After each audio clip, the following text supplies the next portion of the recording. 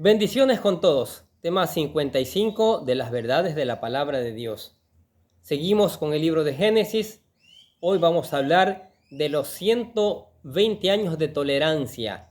Y vamos a leer Génesis capítulo 6, versículo 3 que dice: Entonces el Señor dijo: Mi espíritu no luchará para siempre con el hombre, porque ciertamente él es carne. Serán pues sus días 120 años. En el tema anterior concluimos que la maldad en la creación de Dios llegó a niveles inimaginables, en donde el hombre recibió ayuda de ángeles caídos para corromper física y espiritualmente toda carne. Todo esto orquestado por Satanás para impedir el plan de salvación de Dios. Ahora veremos cómo el Señor dictó su juicio contra la humanidad y al mismo tiempo mostró su gran misericordia hacia el hombre, dándole la oportunidad de arrepentirse. De esta forma, Dios frustró todos los planes de los ángeles caídos. Ahora, para interpretar este versículo de Génesis 6:3, muchos piensan que se refiere a un anuncio de la decisión de Dios de retirar la influencia restrictiva de su espíritu de la sociedad humana y permitir que la maldad siga su curso completo. Otros piensan que significa que Dios retirará su aliento vital a los humanos cuando cumplan 120 años. Pero no creo que estas interpretaciones sean correctas.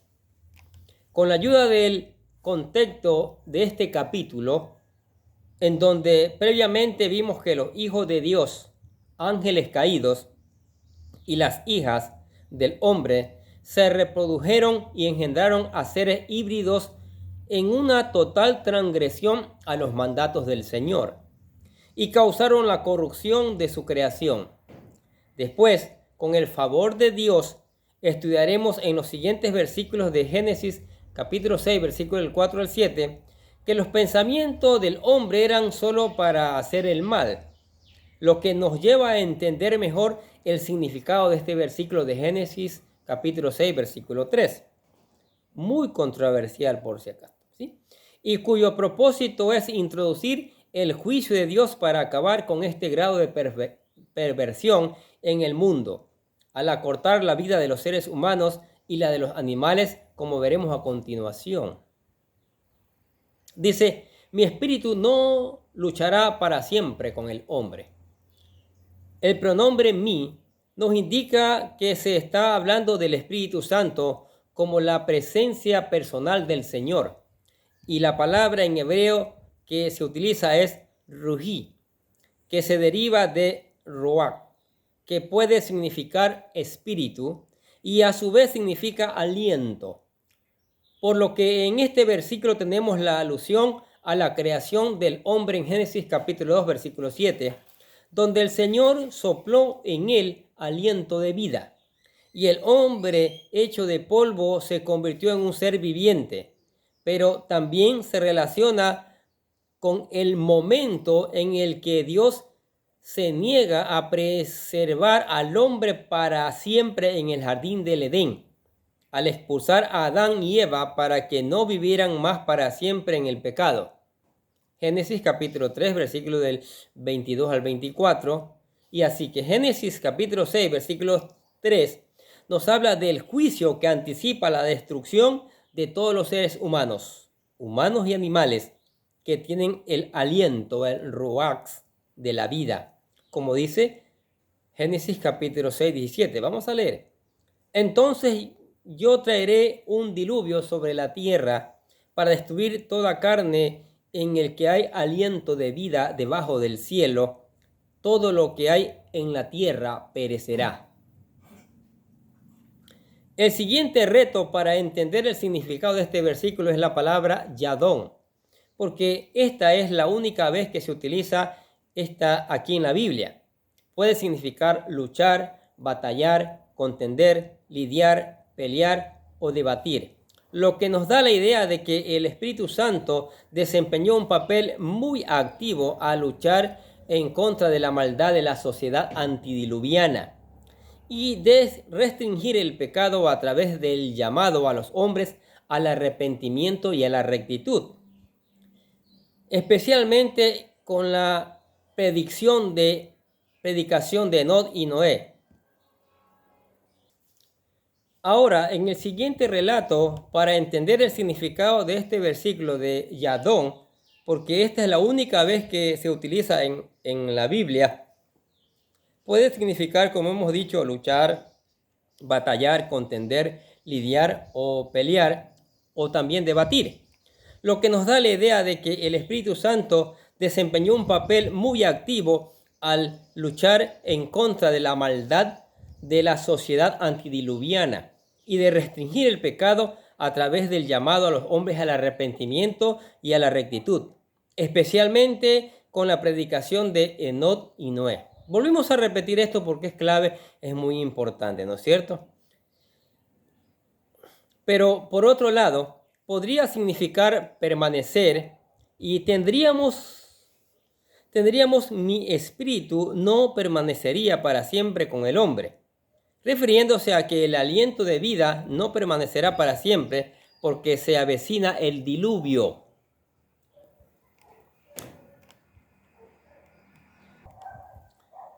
Salmos capítulo 104, versículos 29 y 30 dice: escondes tu rostro, se turban, les quitas el aliento, expiran y vuelven al polvo.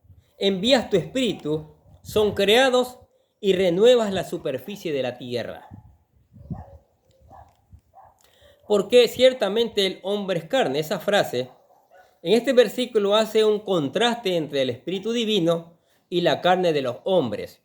El hombre sigue siendo un simple mortal, sostenido por el Espíritu de Dios, por supuesto.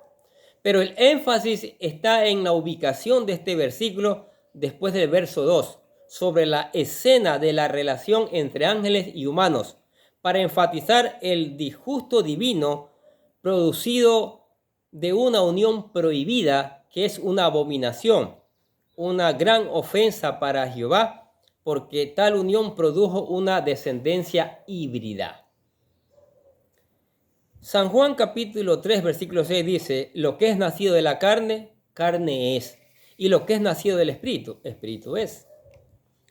Ahora, si analizamos la palabra compuesta hebrea, besagán, lo cual se compone de tres palabras: ve, que significa en, sa, que significa quién o qué, y gan es también. Entonces se traduce literalmente en quien también.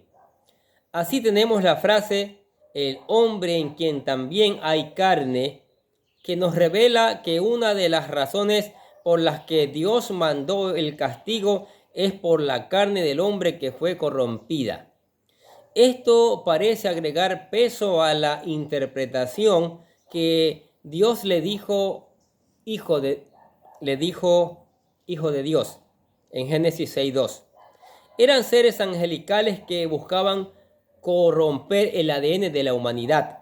Y por el otro lado, las mujeres tal vez fueron cómplices con los ángeles porque muy probablemente anhelaban obtener poderes sobrenaturales e incluso alcanzar la inmortalidad de forma ilícita para su descendencia.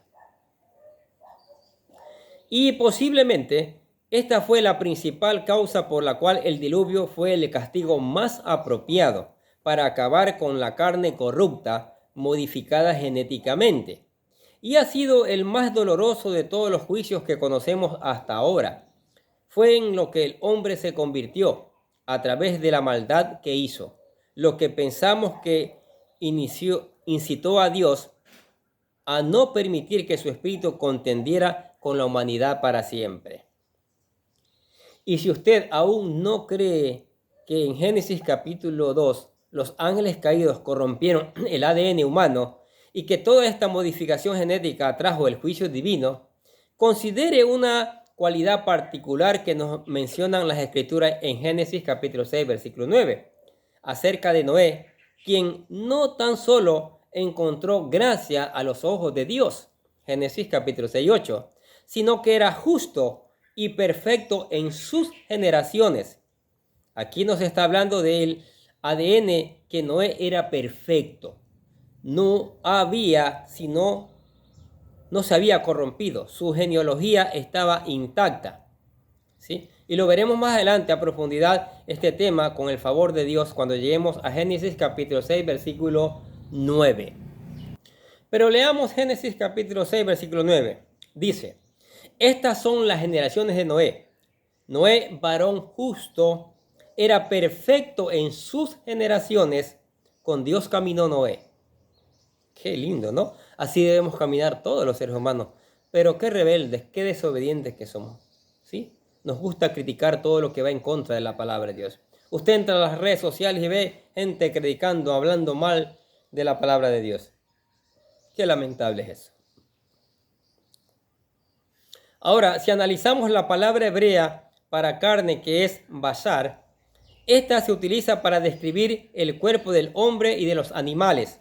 Por ello, Génesis capítulo 6, versículo 7, en las escrituras nos dicen que el diluvio también fue un castigo para los animales, porque también su carne muy probablemente fue corrompida. Es similar a lo que sucede hoy en día, que los científicos han hecho experimentos genéticos con animales, corrompiendo su ADN y convirtiéndolos en quimeras, híbridos humano-animales, con lo cual podemos esperar un correspondiente juicio divino venidero. Génesis capítulo 6, versículo 7 dice, entonces el Señor dijo, borraré de la superficie de la tierra al hombre que he creado, desde el hombre hasta el ganado, los reptiles y las aves del cielo, porque me pesa haberlos hecho. Por otro lado, la mayoría de las personas se apresuran a concluir que la principal causa del diluvio fue la maldad de la humanidad. Y esto es correcto. No estoy minimizando que la paga del pecado es la muerte, como dice Romanos 6:23. Sin embargo, queremos enfatizar que el primer cargo que está haciendo nuestro Creador es la corrupción de la carne, la modificación genética que ocurrió en toda la carne, tanto humana como animal. E incluso la ubicación de este versículo es un indicador de este delito, porque está después de hablarnos de la unión de ángeles caídos y mujeres, Génesis capítulo 6, versículo 2, y antes de lo que resultó de estas relaciones ilícitas, los Nefilim o gigantes. Y más adelante veremos que en otras partes del capítulo 6 el Señor presenta otros cargos en contra del hombre en específico, como la perversidad, sus pensamientos de maldad y violencia. Moisés nos menciona en Génesis capítulo 6, versículo 12, que Dios vio que toda carne había corrompido su camino. La interpretación más común de este pasaje es que las personas en su maldad se descarriaron. Sin embargo, recuerde que carne abarca aquí también a los animales. Más bien, y dado el contexto en el que ha estado hablando Dios en este capítulo de Génesis 6, podemos entender que está hablando de una corrupción física de la carne, de la modificación del ADN, tanto en los humanos como en los animales. La palabra en hebreo que habla de esta corrupción, shahab, que también significa destruir, arruinarse, lastimar, echar o perder, en Isaías capítulo 5, versículo 14, 52, versículo 14, utiliza un derivado de shahad, shahab, para referirse al desfiguramiento, en este caso de la cara del Señor Jesucristo. Génesis capítulo 6, versículo 12 dice, Dios miró a la tierra y vio que estaba corrompida, shahad, para toda carne había corrompido, shahad, su camino sobre la tierra. Observe que menciona que la carne había corrompido su camino. La palabra camino en hebreo deret, que significa camino y también viaje, dirección y hábito o costumbre, de forma que podríamos leer la carne había echado a perder su camino o su costumbre. La costumbre o el hábito es que la carne se reproduzca, según lo que Dios estableció y su bendición en Génesis 1 del 27 al 28. Sean fructíferos y multiplíquense, dijo el Señor. Cuando suceden estas modificaciones genéticas, estas son heredadas por la descendencia. Sin embargo, sabemos que hay un punto en el que se puede degenerar tanto el ADN que ya no hay descendencia, ya no se puede reproducir y se vuelven estériles. Los científicos han llegado hoy en día a causar esterilidad en ciertos animales y plantas con sus experimentos genéticos. Imagine lo que sucedería si las plantas o los animales que comemos ya no pudieran reproducirse. Eso sería el fin de la humanidad. Nos quedaríamos sin aliento. Fue algo muy grave lo que sucedió y por ello el Señor intervino directamente. Génesis capítulo 6, versículo 13 dice: y dijo Dios a Noé: el fin de toda carne, Bashar, ha venido delante de mí, porque la tierra está llena de violencia a causa de ellos, y aquí que yo las destruiré con toda la tierra. Qué cosa, ¿no? Ahora, en la mayoría de las traducciones actuales de este pasaje encontramos: he decidido el final de toda carne, así. Sin embargo, no encontramos esta palabra de decidir en el hebreo, más bien la situación del fin de toda carne se presentó ante el Señor. Estamos hablando de un apocalipsis genético que pareciera ser que es a donde se dirige la humanidad hoy en día, como en los días de Noé, dijo Jesucristo en Lucas 17, 26, Mateo 24, 37 también. Y posiblemente, por lo mismo, el Señor vuelve a hacer una intervención directa, en esta ocasión con el juicio venidero y su segunda venida. Regresando al punto de apresurarnos a culpar la maldad humana como la única razón del diluvio, tal vez esto suceda porque en la actualidad la palabra carne la relacionamos con la idea de que el pecado reside en la carne. Nos referimos a nuestra naturaleza pecaminosa. Romanos capítulo 8, versículo 5, versículo 7, y Gálatas capítulo 5, versículo 17, y también capítulo 6, versículo 8. Que aprendimos que el apóstol Pablo en su carta a los romanos: pero en el Antiguo Testamento la carne, Bashar, se refiere a algo transitorio, débil y mortal. Pero no era un símbolo de rebelión en contra de Dios, ya que la maldad del hombre estaba ubicada más bien en su corazón, como dice Ezequiel capítulo 11, versículo 9. Pero leamos lo que dice Romanos capítulo 8, versículo 5. Porque los que viven conforme a la carne ponen la mente en las cosas de la carne, pero los que viven conforme al Espíritu, en las cosas del Espíritu. Romanos capítulo 8, versículo 7. Pues la intención de la carne es enemistad contra Dios, porque no se sujeta a la ley de Dios, ni tampoco puede. ¿Qué les parece? Ahora, la frase serán pues sus días 120 años. Es posible interpretar este juicio como el retiro inminente del Espíritu de Dios para limitar la vida en un individuo a un máximo de 120 años. Pero como hemos visto, esta conclusión no tiene mucho sentido, porque tenemos los casos de personas que vivieron más tiempo del estipulado en este juicio después de que el Señor lo proclamó, como Arfaxad, que vivió 438 años. Eber alcanzó los 464 años. Taré, el padre de Abraham, vivió 205 años. Y Abraham, que vivió 175 años, Isaac alcanzó los 180 años. y Joiada, el sumo sacerdote que vivió unos 3500 años después del diluvio. Él llegó a vivir 130 años. Segunda de Crónicas, capítulo 24, versículo 15. Por lo que podemos inferir que Dios no se está refiriendo a la longevidad de las personas. En consecuencia, pensamos que esta frase sea una referencia a un periodo de tiempo de gracia previo al comienzo del diluvio. En las traducciones en arameo, los Targum de Onkelos y de Jonathan, se interpretan los 120 años como un periodo que Dios le dio a los hombres para que se arrepintieran.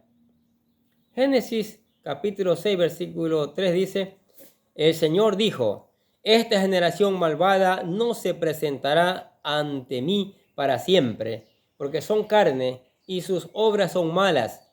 Les daré un plazo o duración de 120 años si se pueden convertir.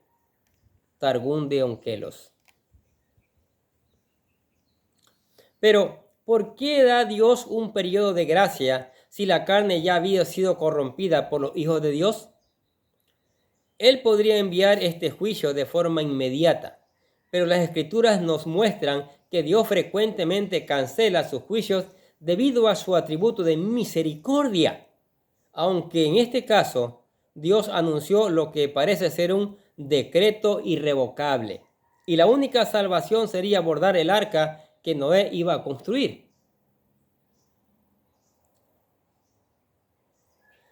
Por lo que entendemos y podemos ver que Dios, en su gracia, está buscando que las personas se arrepientan de sus pecados y regresen a Él durante el periodo de gracia. Entonces el Señor le informa a Noé, probablemente cuando tenía 480 años, acerca de la cuenta regresiva de 120 años para el juicio venidero sobre toda la humanidad. Segunda de Pedro, capítulo 2, versículo 5 dice: tampoco perdonó al mundo antiguo, sino que guardó a Noé, un predicador de justicia, con otros 7, cuando trajo el diluvio sobre el mundo de los impíos. Mire, todo está comprobado con la misma palabra, ¿sí? La primera tarea que Dios le dio a Noé es que se convirtiera en un predicador de justicia para los hombres que se habían desviado tanto que solo vivían en iniquidad. Más adelante, cuando sus hijos ya estaban casados, empezaría con la construcción del arca, en la cual solo su familia pudo entrar para sobrevivir el diluvio. Este periodo de 120 años debió haber entristecido al Espíritu de Dios, porque como nos explica el apóstol Pedro en 1 de Pedro capítulo 3, versículo 20, que el Espíritu de Dios estaba luchando con los hombres para poder llevarlos de regreso a Dios. Y además utilizó el mensaje que dio a través de Noé. Pero pese a sus esfuerzos, la humanidad prefirió vivir en sus pecados. La degeneración de la raza humana debió haber llegado a su punto máximo, resistiendo la doctrina y toda advertencia de Noé acerca de la ira de Dios. 1 de Pedro capítulo 3, versículo 20 dice: quienes en otro tiempo fueron desobedientes cuando la paciencia de Dios esperaba en los días de Noé durante la construcción del arca, en la cual unos pocos, es decir, 8 personas, fueron salvadas por medio del agua. Hoy en día vemos cómo los valores morales en el mundo casi han desaparecido y vivimos en iniquidad. O sea que se ve el pecado como algo normal. Jesús nos dijo que se avecina la gran tribulación, Mateo 24, 21, en donde experimentaremos la peor maldad que nunca se ha vivido desde la creación. Vivimos entre tanta maldad y experimentos científicos que producen aberraciones genéticas, y sabemos que todas estas cosas corrompen tanto a la carne como a la tierra y que traen consigo violencia o crueldad. encontramos que la historia se repite con la corrupción de la carne y la violencia, como dice Génesis capítulo 6, 11. Escuche, la tierra se corrompió delante de Dios y estaba la tierra llena de violencia. Interpretamos que el apóstol Pablo nos dice que este periodo ocurre después de que el Espíritu de Dios sea retirado, por lo que esta era terminará de la misma manera que la era anterior, la era antidiluviana. Segunda de Tesalonicenses capítulo 2 versículo 7 dice: porque el ministerio de la iniquidad ya está en acción, solo que aquel que por ahora lo detiene, lo hará hasta que él mismo sea quitado de en medio. Con esto no estamos diciendo que en ese momento el Espíritu Santo sea retirado por completo de la tierra, porque eso significa que todo regresaría al polvo, como dice Job capítulo 34, versículos 14 y 15. Todos moriríamos. Más bien pensamos que es un aspecto del Espíritu de Dios será retirado. Quizás algunos de sus 7 espíritus, quien ahora restringe el mal. Ahora, ¿cuál es el significado profético de los 120 años? Las profecías en la Escritura siempre nos dan múltiples cumplimientos. Encontramos que las Escrituras se cumplen de diferentes formas y en diferentes ocasiones. Tenemos un cumplimiento a corto plazo para demostrar que las profecías vienen de Dios y se cumplieron. Pero existe otro componente en la profecía que será cumplido a largo plazo y tenemos la confianza de que se va a cumplir, porque tenemos la prueba de que la primera parte ya se cumplió. Así como Pedro nos dijo que en un día equivale a 1000 años, segunda de Pedro capítulo 3 versículo 8, en patrones proféticos también tenemos otro periodo, el juicio como una unidad de 50 años, Levíticos capítulo 25. Por lo que 120 unidades proféticas de jubileos nos dan 6000 años. Es decir, hay 6000 años en los que el Espíritu del Señor lidiará con el hombre.